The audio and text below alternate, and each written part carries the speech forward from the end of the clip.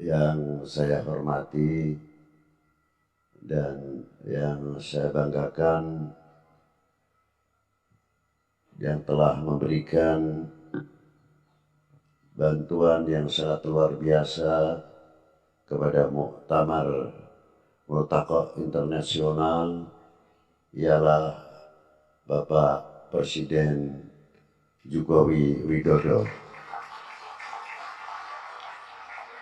Begitu pula partisipasi yang luar biasa dari pemerintah Jawa Tengah, Forkominda Kota Madya Pekalongan, juga yang saya banggakan partisipasi Tentara Nasional Indonesia, Polisi Republik Indonesia yang memberikan fasilitas-fasilitas dalam mengadakan konferensi ulama sufi internasional. Dan saya mengucapkan terima kasih kepada yang terhormat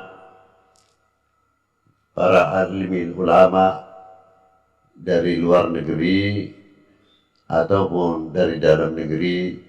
Yang saya hormati guru saya Syekhuna Sayyidil Walid Sayyidi Muhammad, dan guru saya almarhum Syekh Rojadib yang diwakili oleh putranya Syekh Muhammad pula namanya, dan beberapa ulama-ulama yang saya hormati.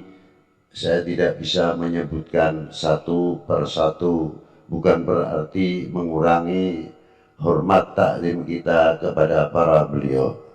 Begitu pula ulama-ulama yang datang dari beberapa provinsi di Indonesia ini. Juga yang saya hormati panitia penyelenggara yang bekerja luar biasa dalam memberikan kontribusi dalam terlaksananya konferensi Sufi fil Alam. Dan yang saya hormati Bapak Wali Kota, Bapak Dandim, Bapak Kapolres, dan bapak-bapak dari instansi pemerintahan yang beserta jajarannya, dan saya hormati Bapak Menteri Pertahanan Republik Indonesia yang telah diwakili oleh Mayor Jenderal Bapak Bambang Sutrisno. Assalamualaikum warahmatullahi wabarakatuh. Alhamdulillahirabbil alamin, wassalatu wassalamu ala asyrafil anbiya wal mursalin wa ala alihi wa sahbihi ajma'in, amma ba'du. Amanat yang di pundak saya terutama kelihatannya menjadi rais am dalam sufi internasional ataupun rais am dalam negeri sendiri bukan suatu kebanggaan, tapi amanat yang sangat besar di pundak kita semuanya. Sebagaimana kita bercermin, kita yang merasa kecil begini merasakan beratnya bagaimana baginda Nabi Sallallahu Alaihi Wasallam mendapat tugas, mendapat perintah dari Allah Subhanahu Wa Taala dalam mensiarkan risalah sehingga melahirkan risalah rahmatan lil alamin, membangun keintelektualan umat, melahirkan ilmuwan dan sebagainya dan sebagainya. Tugas ini tidak semudah itu. Ma'asyiral muslimin hadirina rahimakumullah. Sekarang sangat diperlukan sekali apa sebenarnya tasawuf tersebut. Kemungkinan masih banyak memahami dalam dunia tasawuf kalau orang tasawuf itu pandainya duduk, pandainya muter tasbih, kurang peduli, sehingga jarang orang yang mau masuk tasawuf, karena orang kalau sudah masuk tasawuf takut kepada dunia. Pemahaman-pemahaman ini perlu kita luruskan. Apa sih sebenarnya tasawuf? Tasawuf adalah pembersih, tasfiyatul qulub, bagaimana hati kita ini selalu bersih. Kalau kita cara lahir, kita mandi ada airnya, tayamum ada debunya, mau cuci muka ada airnya. Kapan kita setiap hari tidak lepas akan membersihkan fisik, dari mulai mandi sampai wudhu sampai cuci muka. Tapi kapan kita akan membersihkan hati? Dengan apa cara membersihkan hati? Jelas peranan tarekoh di sini sangat diperlukan sekali. Yang tidak terlepas dalam dunia tarekoh ada tasfiyatul qulub, untuk membersihkan hati dari penyakit-penyakit yang sangat luar biasa. Kalau penyakit yang di luar kita jelas tahu, andai kata itu kena kanker ataupun kena penyakit yang lain, tapi penyakit hati, siapa yang tahu di antaranya? Takabur, dengki, hasud, tidak senang kalau melihat orang senang, tapi hatinya senang apabila melihat orang itu susah. Ada lagi oknum mungkin senang kalau melihat negara ini pecah belah, rakyat tidak akur, rame dan gembira sekali. Ini penyakit-penyakit hati yang sangat mengerikan. Dari itu, apa yang bisa membersihkan adalah dunia tasawuf dengan melalui tasfiyatul qulub. Jika kita mengganti sifat-sifat yang kurang baik di dalam hati kita ini dengan kalimah La ilaha illallah Sayyidina Muhammad Rasulullah Sallallahu Alaihi Wasallam, nur yang akan masuk di tiap seluk tubuh hati manusia akan mewarnai pancaran cahaya ilahi. Tidak cukup di dalam hati saja, cahaya itu akan mewarnai sampai pola pikir, otak kita, akal kita.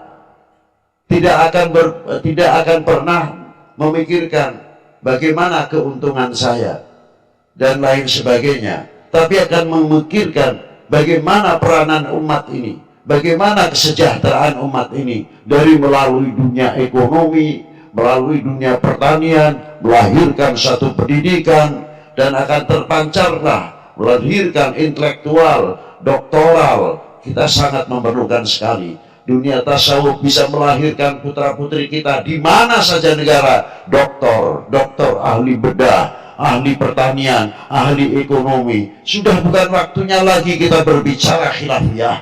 Kita tertinggal karena masalah-masalah itu. Apalagi sebentar lagi khususnya untuk negeri kita di Indonesia. Qarib minal intikhab. Sebentar lagi kita akan menghadapi 24 pemilihan umum. Mampukah ulama-ulama kita, khususnya ulama tasawuf, menjadi pemersatu umat, pemersatu bangsa ini, menumbuhkan cintanya kepada bangsa dan tanah airnya, sehingga mencerminkan cahaya-cahaya ilahi yang terwarnai dan mewarnai di dalam hati kita menjadi suri, tauladan, contoh yang baik. Inilah orang ahli tarekat, inilah ahli tasawuf yang bisa mewarnai bagaimana pembangunan umat, pembangunan bangsa, sehingga ketahanan nasional di setiap negara di dunia ini disponsori oleh tokoh-tokoh ahli tasawuf. Dari dunia ekonomi, dari dunia pertanian, tidak cukup dari itu, sampai dunia ketahanan dan pertahanan nasional, pasti ulama-ulama dimanapun negaranya dengan cintanya kepada tanah airnya pasti akan menjadi contoh yang luar biasa. Yang kedua, paling tidak akan menjalin hubungan silaturahmi antara ulama ahli tasawuf di manca dunia ini. Mana yang saling kita bisa menguntungkan di antara sesama kita, sehingga melahirkan kesejahteraan umat yang tertantang pada waktu sekarang ini. apalagi kelak yang akan datang. Bagaimana kita memutar roda ekonomi? Dunia pesantren, dunia pendidikan mempunyai sumber-sumber ekonomi, sumber-sumber dunia pertanian, sehingga kemandirian apa yang ada di dalam dunia pesantren, dunia pendidikan tidak biasa ketergantungan, tapi mandiri, mampu tangan di atas bukan tangan di bawah. Itu terutama.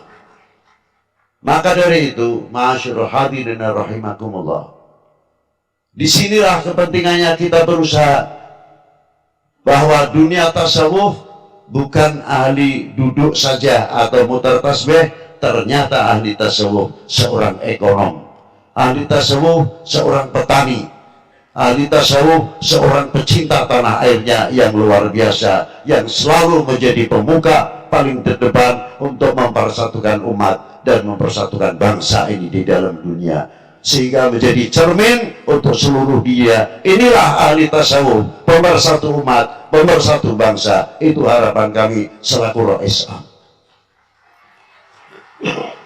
Terakhir, kami hanya dengan harapan doa diberi kekuatan. Yang pertama, ulama-ulama ini semuanya ini diberi kekuatan zahiran wa batinan dalam mengayomi umat di daerah atau negerinya masing-masing. Dan kita ucapkan selamat jalan, dan jangan selamat jalan terus pulang, tapi pulang untuk kembali lagi ke Indonesia. Bukan berarti tawaf wada, tapi karena cintanya sesama kita, khususnya untuk Indonesia. Yang kedua, khususnya untuk para sesepuh, para alim ulama, khususnya untuk doakan negeri kami tercinta Indonesia ini diberi lindungan oleh Allah Ta'ala, ketentraman, jauhkan dari segala bentuk perpecahan. Saya sering memberikan contoh orang-orang yang sudah mati. Kalau di Mesir kita bisa melihat bagaimana Ras Al-Imam Hussein, Sayyidah Zainab, Rabi'ah, Sayyidah Ruqayyah, Umi Kalthum, dan Sayyidah Nafisah At-Tahirah. Kalau kita melihat di Mesir yang ziarah luar biasa, bisa menghimpun datangnya keuangan kepada beliau. Padahal yang didatangi adalah orang yang sudah mati, mampu mendatangkan uang, mampu mendatangkan sebab kesejahteraan umat. Kalau di Indonesia Wali 9, di mana Wali 9 di Indonesia makamnya membangun ekonomi kerakyatan, yang sudah meninggal 500 tahun, 400 tahun, bisa mempersatukan umat, sekali lagi bisa membangun ekonomi kerakyatan. Tapi kita ini yang hidup sudah sejauh mana di dalam mempersatukan umat, di dalam mempersatukan bangsa ini hingga bisa membangun? Apakah kita ini kalah dengan orang mati? Wassalamualaikum warahmatullahi wabarakatuh.